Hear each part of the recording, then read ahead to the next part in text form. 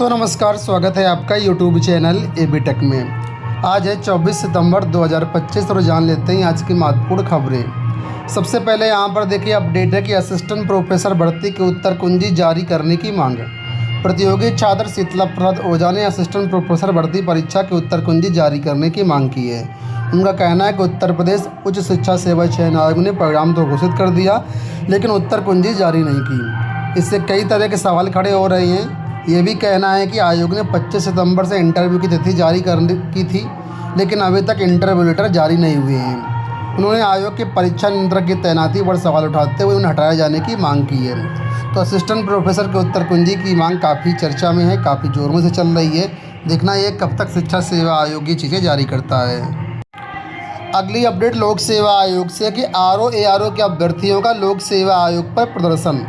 धांधली का आरोप लगाने संग कटाफ और उत्तर कुंजी जारी करने की मांग। लोक सेवा आयोग में समीक्षा अधिकारी सहायक समीक्षा अधिकारी 2023 भर्ती को लेकर के विवाद खत्म होने का नाम नहीं ले रहा है।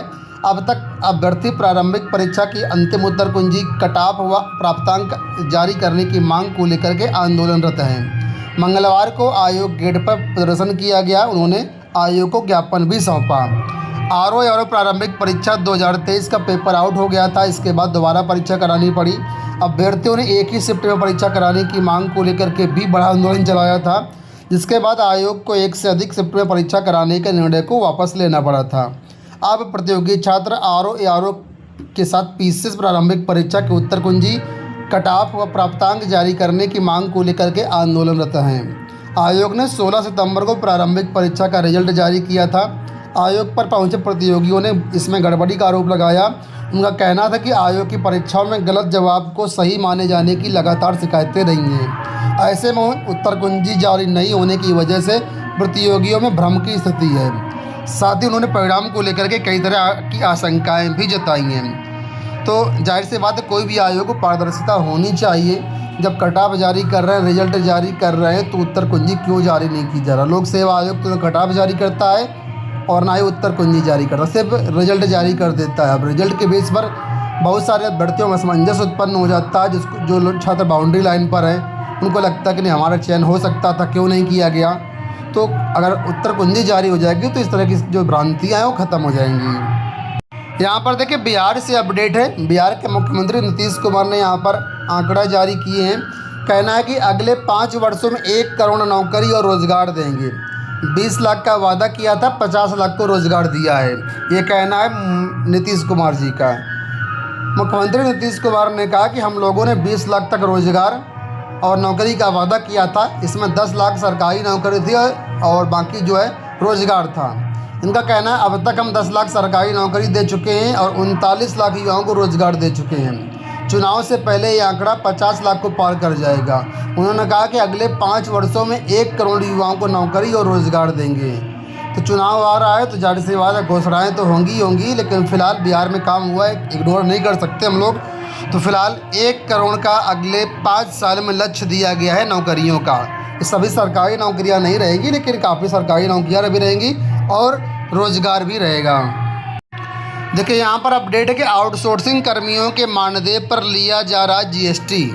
उत्तर प्रदेश में सेवा प्रदाता फर्म में आउटसोर्सिंग कर्मियों के मानदेय पर 18% की दर से जीएसटी चार्ज विभाग से ले रही हैं, जबकि नियमानुसार मानदेय जीएसटी से मुक्त है। प्रदेश में करीब 4 लाख से ज़्यादा आउटसोर्सिंग कर्मचारी हैं। शासन के अधिकारी मानते हैं कि अगर मामले की जांच हो जाए तो बड़ा घपला सामने आने की आशंका है। शुरुआती जांच में मामला पीडब्ल्यूडी में पकड़ में आया है, लेकिन जानकार बताते हैं कि अधिकतर विभागों और निगमों में यही स्थिति है। सेवा प्रदाता फर्म की ओर से जारी टैक्स इनवॉइस प्रपत्रों में गड़बड़ी पकड़ में आई है। तो कुल मिलाकर के रिफंड या समायोजन करके घपला कर सकती है फर्में। और इसमें जो है 18% जीएसटी मानदेय पर नहीं लिया जाना चाहिए था, लेकिन ये लिया जा रहा है। चाहे जिस विभाग में आउटसोर्सिंग कर्मचारी लगे हों, सभी विभागों में खेल हो रहा है। सरकार भी समझ रही है कि हाँ ये गलत है, लेकिन फिर भी मानदेय पर जीएसटी लगातार वसूला जा रहा है। देखिए यहाँ पर अपडेट है कि एक्सरे टेक्नीशियन की भर्ती में हुआ था खेल। एक्सरे टेक्नीशियन की भर्ती में गद्दार घोटाले हुए। 2008 और 2016 की भर्तियों में घोटाले पहले ही सामने आ चुके हैं। मगर 2013 में निकाली गई भर्तियों में भी गड़बड़ी की गई थी। ये भर्ती एक्सरे टेक्नीशियन के 287 पदों के लिए निकाली गई थी। खबर है कि यह भर्तियाँ भ्रष्टाचार और बंदर बांट की भेंट चढ़ाई गई। जांच में इंटरव्यू में दिए जाने वाले आंकड़ों में नंबरों में यानी गड़बड़ी करने के बाद स्वास्थ्य विभाग के तत्कालीन अफसरों ने कही थी, मगर आज तक ऐसे दागियों के खिलाफ कोई भी कार्रवाई नहीं की गई। तो एक्सरे टेक्नीशियन की हर भर्ती में विवाद है, हर भर्ती में खेल हुआ है, ऐसी रिपोर्ट आपके सामने है। यूपी SSS से अपडेट है कि विभिन्न विभागों के 6050 पदों पर भर्ती प्रक्रिया तेज की गई। स्वास्थ्य कार्यकर्ता महिला, कनिष्ठ विश्लेषक औषधि, कनिष्ठ विश्लेषक खाद्य के 6050 पदों पर भर्ती की प्रक्रिया को आगे बढ़ा दिया गया है। अधीनस्थ सेवा चयन आयोग ने इस संबंध में आदेश जारी कर दिए हैं। आयोग से मिली जानकारी के अनुसार स्वास्थ्य कार्यकर्ता के 5200 पदों पर भर्ती होनी है। इसमें से 4982 सामान्य और 380 विशेष सेवा के हैं। इन पदों के सापेक्ष में 40,561 अभ्यर्थियों को मुख्य परीक्षा के लिए छांट दिया गया है। इनमें से 43 अभ्यर्थी ऐसे जिनके जेंडर महिला की जगह पुरुष लिखे हुए हैं और कुछ न कुछ खामियां हैं। इसके साथ ही यहाँ पर आगे जो भर्तियाँ हैं उसमें से लिखा है कि देखिए, कनिष्ठ विश्लेषक औषधि के 361 पदों के लिए 1457 अभ्यर्थियों को अभिलेख जांच के लिए बुलाया गया है। अभिलेखों की जांच 6 अक्टूबर को होगी।